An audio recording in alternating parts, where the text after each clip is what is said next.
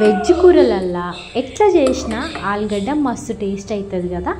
సరే కానీ గ్రేవీ చేసినా, ఫ్రై చేసినా, కుర్మా చేసినా ఎట్లయినా మంచిగా ఉంటుంది. ఇప్పుడు నేను చూపిస్తున్న కర్రీ అయితే సింపుల్గా చేసుకోవచ్చు.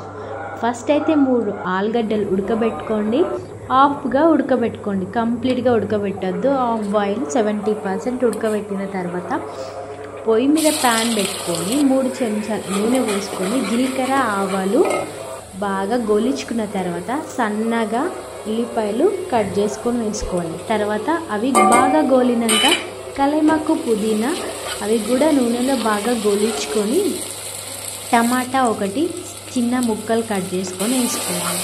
టమాటా గుజ్జుగా నూనెలో మంచిగా ఉడికిన తర్వాత అల్లం వెల్లుల్లి పేస్ట్ వేసుకోవాలి.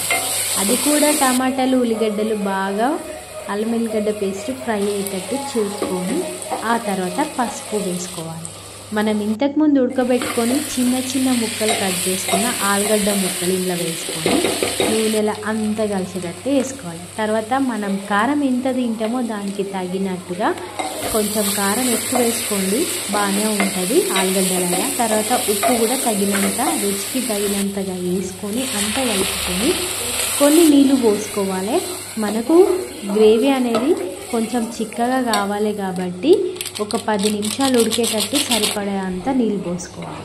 ఒక 5 నిమిషాల తర్వాత చూడండి ఉడకడం స్టార్ట్ అయిపోతుంది. నేను ఇప్పుడు మళ్ళీ చూపిస్తున్నాను. మనకైతే 5 నిమిషాల తర్వాత ఇట్లా మంచిగా చిక్కగా పడుతుంది కదా, దగ్గరికి అవుతుంది. ఇప్పుడు మళ్ళీ ఒకసారి మూత పెట్టుకొని ఒక 5 నిమిషాలు నూనె పైకి తేలేటట్టుగా ఉడకబెట్టుకుంటే కర్రీ ఇట్లా దగ్గరికి అయ్యి నీళ్ళన్నీ ఎగిరిపోయి మంచిగా నూనె పైకి రిలీజ్ చేస్తుంది.